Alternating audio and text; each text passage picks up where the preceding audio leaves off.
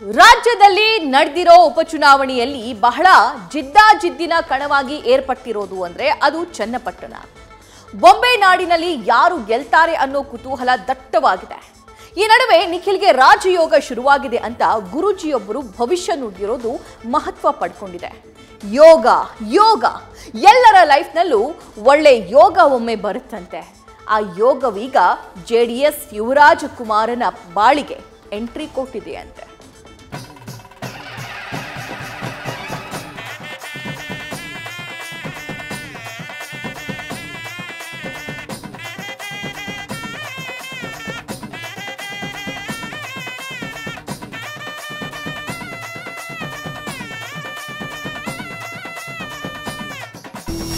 ಎಲ್ಲದಕ್ಕೂ ಕಾಲ ಕೂಡು ಬರಬೇಕು. ಜೀವನದಲ್ಲಿ ಯಶಸ್ಸು ಸಾಧಿಸೋಕೆ ಯೋಗ ಇರಬೇಕು ಅಂತ ಹೇಳ್ತಾರೆ. ಈ ಯೋಗ ರಾಜಯೋಗ ನಿಖಿಲ್ ಕುಮಾರಸ್ವಾಮಿ ಬಾಳಲ್ಲಿ ಈಗ ಶುರುವಾಗಿದೆ. 8 ವರ್ಷಗಳ ಹಿಂದೆ ಮಾಡಿದ ಪೂಜಾ ಫಲ ಈಗ ಸಿದ್ಧಿಸಿದೆ. 2023ರ ಬಳಿಕ ಗೌಡರ ಕುಟುಂಬದ ಕುಡಿಗೆ ಈಗ ಒಳ್ಳೆಯ ಕಾಲ ಬಂದಿದೆ. ಹೀಗಂತ ಆಚಾರ್ಯರೊಬ್ಬರು ಯುವರಾಜನ ಹೊಸ ದಿಶೆಯ ಬಗ್ಗೆ ಭವಿಷ್ಯ ನುಡಿದಿದ್ದಾರೆ.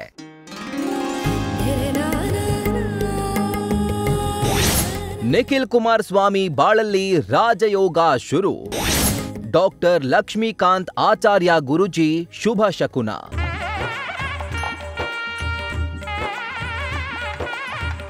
ನಿಖಿಲ್ ಕುಮಾರಸ್ವಾಮಿ ಬಾಳಲ್ಲಿ ಶುಭ ಶಕುನ ಬಂದಿದೆ. ಬೊಂಬೆ ನಾಡಿನಲ್ಲಿ ಸ್ಪರ್ಧಿಸಿ ಮತಯುದ್ಧ ಎದುರಿಸಿರೋ ನಿಖಿಲ್ ಕುಮಾರಸ್ವಾಮಿಗೆ ರಾಜಯೋಗ ಶುರುವಾಗಿದೆ. ಚನ್ನಪಟ್ಟಣ ಯುದ್ಧದಲ್ಲಿ ಅಭಿಮನ್ಯು ಚಕ್ರವ್ಯೂಹ ಭೇದಿಸ್ತಾರೆ ಅಂತ ತುಮಕೂರಿನ ಡಾಕ್ಟರ್ ಲಕ್ಷ್ಮೀಕಾಂತ್ ಆಚಾರ್ಯ ಗುರೂಜಿ ಭವಿಷ್ಯ ನುಡಿದಿದ್ದಾರೆ. ಸೈನಿಕನ ಸದೆ ಬಡಿದು ಅಭಿಮನ್ಯು ಮತಯುದ್ಧದಲ್ಲಿ ಶುಭ ಸುದ್ದಿಯನ್ನ ಕೇಳ್ತಾರೆ ಅಂತ ಗುರೂಜಿ ಶುಭ ಶಕುನವನ್ನ ನುಡಿದಿದ್ದಾರೆ. ಅವ್ರಿಗೆ ಸ್ವಲ್ಪ ಹಿನ್ನಡೆ ಆಗಿರ್ತಕ್ಕಂಥ ಸಂದರ್ಭದಲ್ಲೂ ಕೂಡ ಈ ಒಂದು ಕ್ಷೇತ್ರಕ್ಕೆ ಜನ ಬಂದು ಕೇಳಿದರು. ಅವತ್ತು ಕೂಡ ನಾನು ಸೂಚಿಸಿರ್ತಕ್ಕಂಥದ್ದು 2023 ನಂತರ ಅವರಿಗೆ ಒಳ್ಳೆಯದಾಗುತ್ತೆ ಅಂತಕ್ಕಂಥದ್ದನ್ನ ಸೂಚಿಸಿದ್ವಿ. ಅದೇ ಪ್ರಕಾರವಾಗಿ ಈ ಒಂದು ಯೋಗ ಈಗ ಪ್ರಾರಂಭವಾಗಿದೆ. ಮುಂದಿನ ದಿನಗಳಲ್ಲೂ ಕೂಡ ಭಗವತಿಯ ಪರಿಪೂರ್ಣವಾದಂಥ ಆಶೀರ್ವಾದ ಆಗುತ್ತೆ. ಕಹಿ ನೆನಪುಗಳೆಲ್ಲ ಮಾಯವಾಗಿ ಒಂದು ಒಳ್ಳೆಯ ರೀತಿಯಾದಂಥ ಅನುಗ್ರಹ ಆಗ್ತಕ್ಕಂಥದ್ದಿರುತ್ತೆ.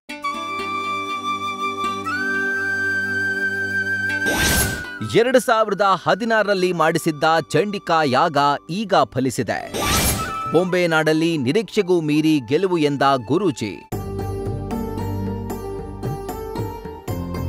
2016ರಲ್ಲಿ ತುಮಕೂರಿನ ಚಿನಗ ಗ್ರಾಮದಲ್ಲಿರುವ ಮೂಕಾಂಬಿಕಾ ದೇವಿ ಸನ್ನಿಧಿಯಲ್ಲಿ ಮಾಜಿ ಪ್ರಧಾನಿ ದೇವೇಗೌಡರು ಚಂಡಿಕಾ ಯಾಗ ಮಾಡಿಸಿದ್ರು. ತಾಯಿಯ ಸನ್ನಿಧಿಯಲ್ಲಿ ಯಾಗ ಮಾಡಿಸಿ ತಮ್ಮ ಕುಟುಂಬ ಮತ್ತು ಮೊಮ್ಮಗನ ಭವಿಷ್ಯದ ಬಗ್ಗೆ ಪ್ರಾರ್ಥಿಸಿದ್ರು. 2016ರಲ್ಲಿ ಮಾಡಿದ ಯಾಗದ ಫಲದಿಂದ ಕುಮಾರಸ್ವಾಮಿ ಸಿಎಂ ಆಗಿದ್ರು. ಈಗ ಚನ್ನಪಟ್ಟಣ ಚುನಾವಣೆಯಲ್ಲಿ ನಿಖಿಲ್ ಕುಮಾರಸ್ವಾಮಿ ನಿರೀಕ್ಷೆಗೂ ಮೀರಿ ಗೆಲುವು ಸಾಧಿಸ್ತಾರೆ ಅಂತ ಆಚಾರ್ಯರು ಹೇಳಿದ್ದಾರೆ.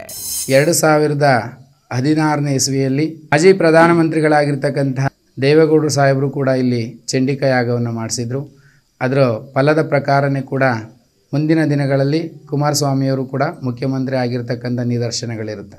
2016ರಲ್ಲಿ ದೇವೇಗೌಡರು ಕೂಡ ಇಲ್ಲಿ ಚಂಡಿಕಾ ಯಾಗವನ್ನು ಮಾಡಿಸಿರ್ತಕ್ಕಂಥ ನಿದರ್ಶನಗಳಿರುತ್ತೆ.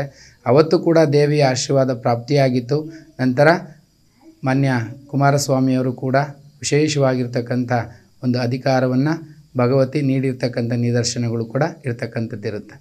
ಈ ಬಾರಿನಲ್ಲಿ ಅವರಿಗೆ ಖಂಡಿತವಾಗಿ ಕೂಡ ಅಮ್ಮನವರ ಆಶೀರ್ವಾದ ಆಗಿರೋದ್ರಿಂದ ಖಂಡಿತವಾಗಿ ಕೂಡ ಗೆಲುವು ಖಚಿತವಾಗಿರ್ತಕ್ಕಂಥದ್ದಿರುತ್ತೆ. ಅವರ ನಿರೀಕ್ಷೆಗೆ ಮೀರಿ ಅಂತರವನ್ನು ಅಮ್ಮನವರು ಸೂಚಿಸಿದ್ದಾರೆ. ಖಂಡಿತವಾಗಿ ಕೂಡ ಅದರಲ್ಲಿ ಅಮ್ಮನವರು ಖಂಡಿತವಾಗಿ ಕೂಡ ಪ್ರತಿಫಲ ಕೊಟ್ಟೇ ಕೊಡ್ತಾರೆ.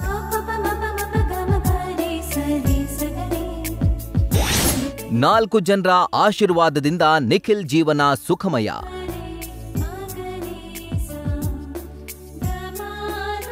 ಇನ್ನು ನಿಖಿಲ್ ಕುಮಾರಸ್ವಾಮಿಗೆ 2024ರಲ್ಲಿ ರಾಜಯೋಗ ಶುರುವಾಗಿದ್ದು ಇನ್ನು ಮುಂದೆ ಉನ್ನತ ಹುದ್ದೆಗೆ ಏರ್ತಾರೆ ಅಂತ ಡಾಕ್ಟರ್ ಲಕ್ಷ್ಮೀಕಾಂತ್ ಆಚಾರ್ಯ ಗುರೂಜಿಗಳು ಭವಿಷ್ಯ ನುಡಿದಿದ್ದಾರೆ. ಜೊತೆಗೆ ತಂದೆ ತಾಯಿ ಗುರು ಅತಿಥಿಗಳ ಆಶೀರ್ವಾದ ನಿಖಿಲ್ ಮೇಲೆ ಇದೆ ಅಂತ ಗುರೂಜಿ ಆಶೀರ್ವದಿಸಿದ್ದಾರೆ. ಮುಂದಿನ ದಿನಗಳಲ್ಲೂ ಕೂಡ ಅವ್ರಿಗೆ ಆಶೀರ್ವಾದ ಪ್ರಾಪ್ತಿಯಾಗುತ್ತೆ. ಕೆಲವೊಂದು ರೀತಿಯಾದಂಥ ಸಮಯ ಕಳೆದೋಗಿದೆ. ಮುಂದಿನ ಜೀವನ ಸುಖಮಯವಾಗಿರ್ತಕ್ಕಂಥ ಜೀವನ ಪ್ರಾರಂಭವಾಗುತ್ತೆ. ಉನ್ನತ ಅಧಿಕಾರಗಳನ್ನು ಅನುಭವಿಸ್ತಕ್ಕಂಥ ಅನುಗ್ರಹ ಕೂಡ ಪ್ರಾಪ್ತಿಯಾಗುತ್ತೆ. ಅಂದರೆ ಮಾತೃದೇವೋಭವ, ಪಿತೃದೇವೋಭವ, ಆಚಾರ್ಯ ದೇವೋಭವ, ಅತಿಥಿ ದೇವೋಭವ ಅಂತ ಹೇಳ್ತೀವಿ. ಅಂದರೆ ಈ 4 ಜನದ ಆಶೀರ್ವಾದವನ್ನು ಕೂಡ ಅವ್ರು ಪಡ್ಕೊಂಡಿದ್ದಾರೆ. ನಿಖಿಲ್ ಕುಮಾರಸ್ವಾಮಿ ಬೆನ್ನ ಹಿಂದೆ ಮೂಕಾಂಬಿಕಾ ದೇವಿ ಇದ್ದೇ ಇರ್ತಾಳೆ ಅಂತ ಆಚಾರ್ಯರು ಆಶೀರ್ವದಿಸಿದ್ದಾರೆ.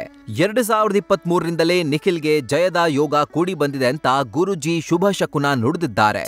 ಈ ಚನ್ನಪಟ್ಟಣ ವಿಧಾನಸಭೆಗೆ ಸಂಬಂಧಪಟ್ಟಂತಹ ಈ ಒಂದು ವಿಚಾರದಲ್ಲಿ ಅವರಿಗೆ ಭಗವತಿಯ ಪರಿಪೂರ್ಣವಾದಂಥ ಆಶೀರ್ವಾದ ಹಿಂದೆನೇ ಕೂಡ ಆಗಿದೆ. ಯಾಕೆಂದರೆ ಹಿಂದೆನೇ ಕೂಡ ಅಮ್ಮನವರ ಆಶೀರ್ವಾದವನ್ನು ಮಾಡಿದರು. ಅದೇ ಪ್ರಕಾರವಾಗಿ ಮುಂದಿನ ದಿನಗಳಲ್ಲಿ ಕೂಡ ಆಶೀರ್ವಾದವನ್ನು ಮಾಡ್ತಾರೆ ಮತ್ತು ಅವರಿಗೆ ಒಳ್ಳೆ ರೀತಿಯಾದಂಥ ಅನುಗ್ರಹ ಆಗ್ತಕ್ಕಂಥದ್ದಿರುತ್ತೆ.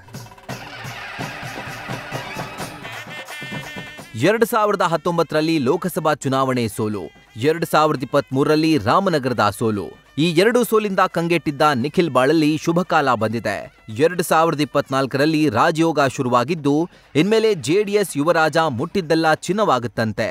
ಗುರೂಜಿ ಭವಿಷ್ಯ ಏನೇ ಇರಲಿ, ಮತದಾರರು ಬರೆದಿರೋ ಭವಿಷ್ಯವಂತೂ ನವೆಂಬರ್ 23ಕ್ಕೆ ಗೊತ್ತಾಗೋದಂತೂ ಪಕ್ಕಾ. Madhu Ingaladal, news first, Tumakuru. News first ನಿರ್ಭೀತಿಯಿಂದ ನಿಮ್ಮ ಪರವಾಗಿ.